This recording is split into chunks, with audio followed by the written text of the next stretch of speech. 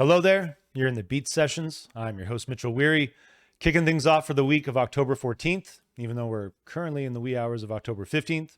But I hope you've all had a nice week. Hope the start of your weekend has been solid as well. And I'm going to blame these dudes for being up so late. The Red Hot Chili Peppers are back with a new record entitled Return of the Dream Canteen. This is studio album number 13 for them and their follow-up to Unlimited Love, which they released earlier this year on April 1st. And I don't know if anybody's having a bigger year than the Red Hot Chili Peppers. Absolutely killing it with both of these records.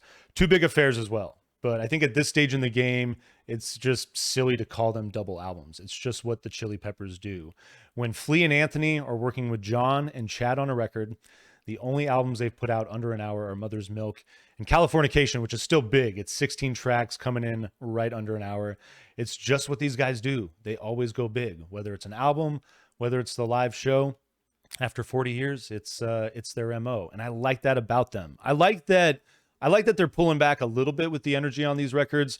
Still sound great. They still have that Red Hot Chili Peppers flair, but they're finding a way to still reinvent that sound, still make, really fun music within that framework.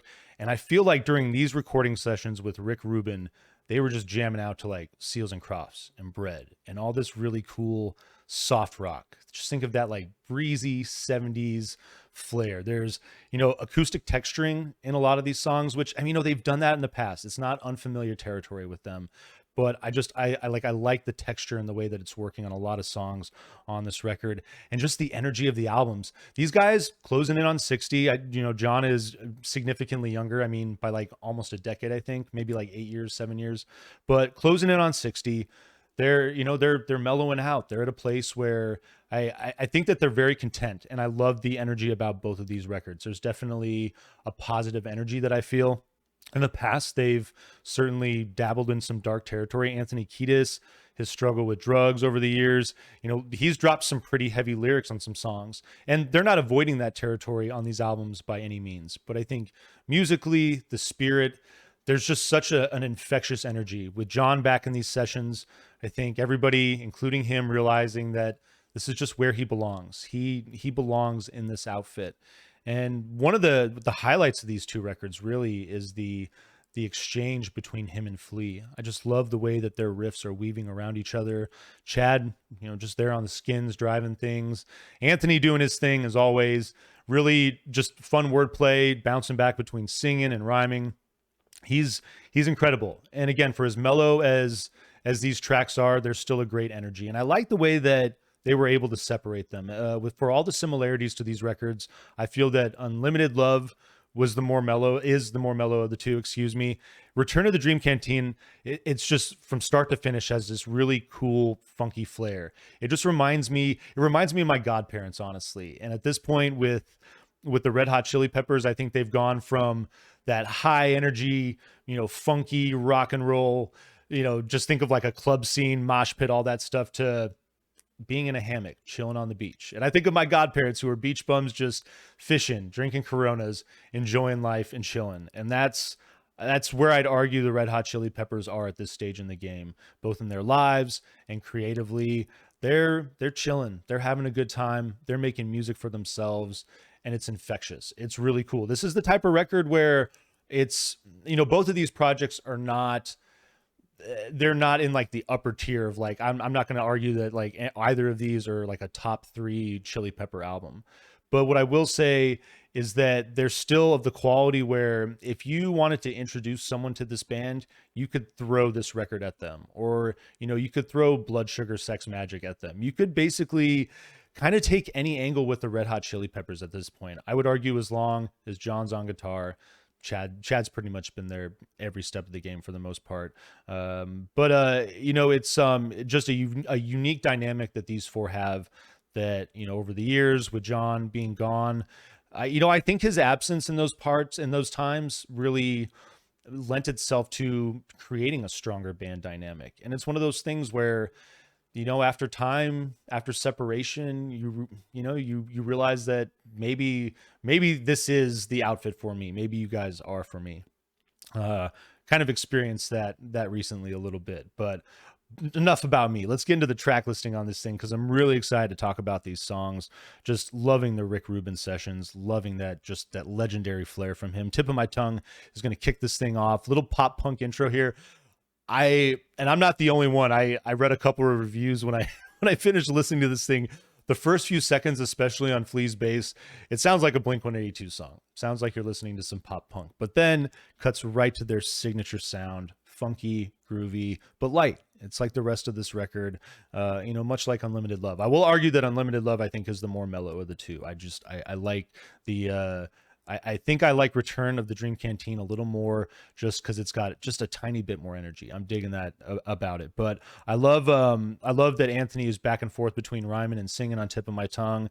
It's just love Flea's bass. I mean, obviously it's Flea, but really nice riff that he's throwing down on that track. It's a great way to open up this project. Peace and Love is your second song. Drums are strong to start. Really dig that. Chad going to work. Similar feel as Tip of My Tongue as far as that just mellow grooviness to kick things off. Really just like the great intermittent guitar work from John on this album.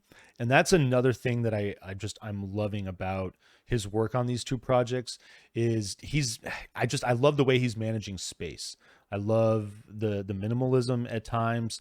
There's a lot that he's doing with very little. Reminds me of a guy like The Edge, but it's a difficult thing to do, and I think that it's something that only the best guitar players do well, and I love that he's been playing around with that. I think it's such a highlight of these records. It's one of the things that makes it so good to have him back. Reach Out is your third track. Very interesting. It's got this like psychedelic medieval courtroom feel to it. If you're not familiar with that, just think of like the Jester Court music is what I'm thinking of. But it's not the first time it appears on this record too, and I think it's a fun element. It's one of the experimental things that is making this project fun. The chorus is going to hit hard and rock out on the song, so I love the dynamic there. Eddie, your fourth track, a little homage to Van Halen. I dig the feel of this song, just breezy 70s rock and roll.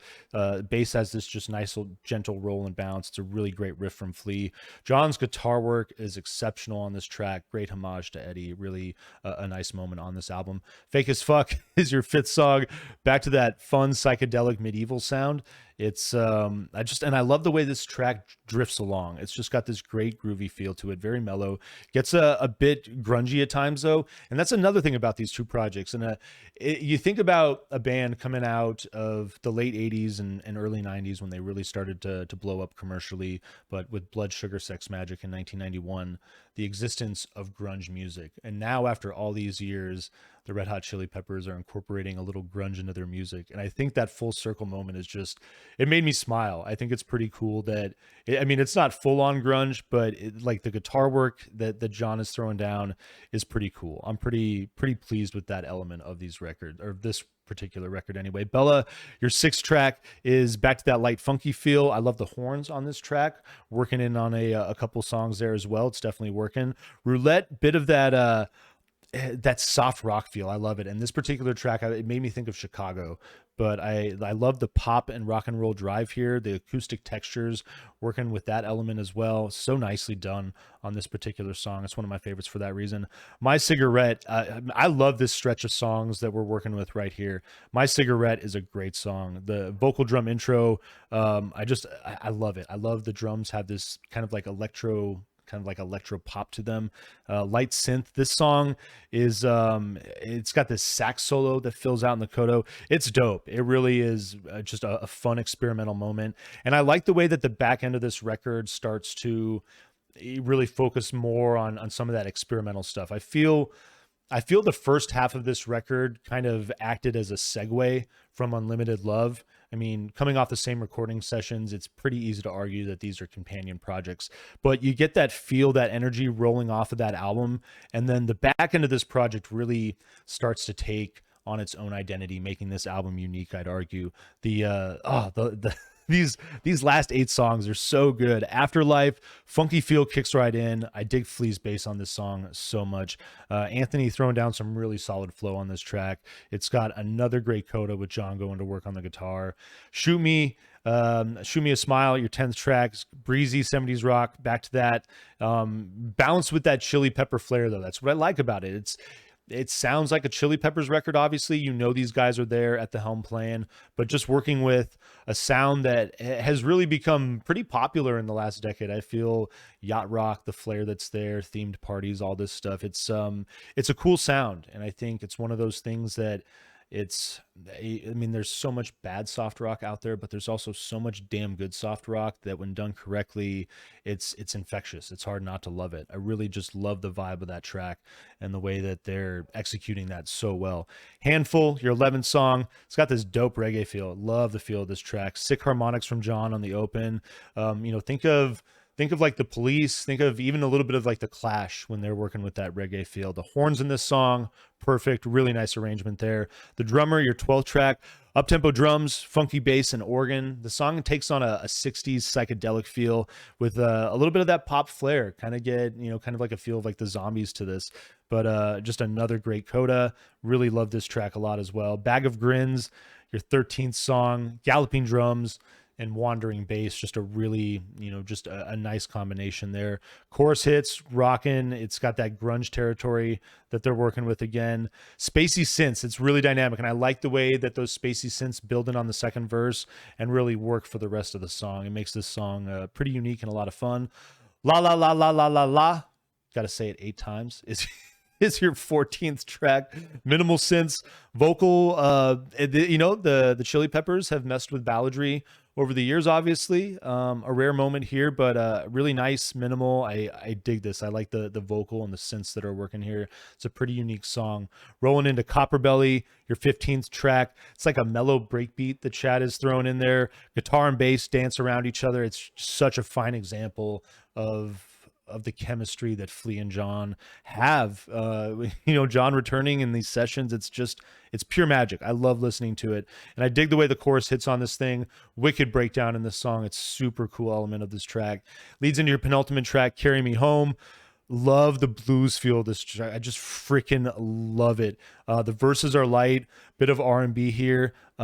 Please give me your tired, give me your poor. I love when that line hits. This thing, it reminds me of Jimi Hendrix so much. They are just tapping into that. I love that, especially after watching that Netflix documentary on Woodstock 99 and the disaster that was. But if you don't know the story, when the fire started going up and the Chili Peppers were playing, I mean, Flea is just butt naked. It's just absolute chaos what was going on. But people start lighting fires and the band stops playing.